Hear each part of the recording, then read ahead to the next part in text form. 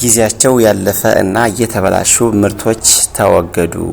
በሰሜን ወሎ ዞን ሀብሮ ወረዳ የንግድና ገበያ ልማት ጽሕፈት ቤት የሸማቾች ጉዳይ ቡድን የማህበረሰቡን ጤና ከሚጎዱ አደጋዎች ለመጠበቅ የሚያከናውነውን የቁጥጥርና ክትትል ስራ እያጠናከረ መሆኑ ተገለጸ። በተለይም ከሰቆጣ ቃል ኪዳን ፕሮግራም ጋር በተያያዘ የማህበረሰቡን የስርዓተ ምግብ አጠቃቀም ለማሻሻል በሚደረገው ጥረት ነጋዴዎች የሚያቀርቧቸውን ጊዜያቸው ያለፈ ወይም የተበላሹ ምርቶች ወደ ገበያ እንዳያወጡ ተጠናክሮ ቁጥጥር መደረጉ ተጠቁሟል። በዚህ መሰረት በ014 ሊብሶ እና በ02 ጊራና ቀበሌዎች በተካሄደ የገበያ ፍተሻ በድርጅቶች ውስጥ ተሰብስበው ለሽያጭ የተዘጋጁ የተለያዩ የምግብና የመጠጥ ምርቶች ምርመራ ተደርጓል። በፍተሻውም ጊዜያቸው ያለፉ ወይም የተበላሹ ምርቶች ከመሸጣቸው በፊት መያዛቸው ተረጋግጧል።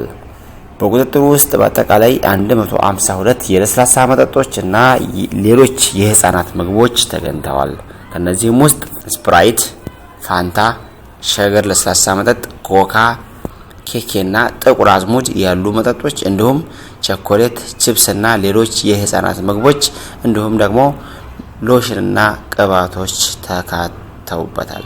የተያዙት ምርቶች በሀብሮ ወረዳ ፍትህ ጽሕፈት ቤት፣ ጤና ጽሕፈት ቤት፣ ፖሊስ ጽሕፈት ቤትና የንግድ ኢንስፔክሽን ባለሙያዎች በተገኙበት በህጋዊ መንገድ በማቃጠል እንዲወገዱ ተደርጓል። የሀብሮ ወረዳ ንግድና ገበያ ልማት ጽሕፈት ቤት የሸማቾች ጉዳይ ቡድን መሪ አቶ መላክ በላይ እንደገለጹት ይህ እርምጃ የማህበረሰቡን ጤና ለመጠበቅ ብቻ ሳይሆን ህገወጥ ንግድ ልምዶችን ለመከላከልና ንግድ ስርዓትን ለማጠናከር እንደሚያገለግል ገልጸዋል።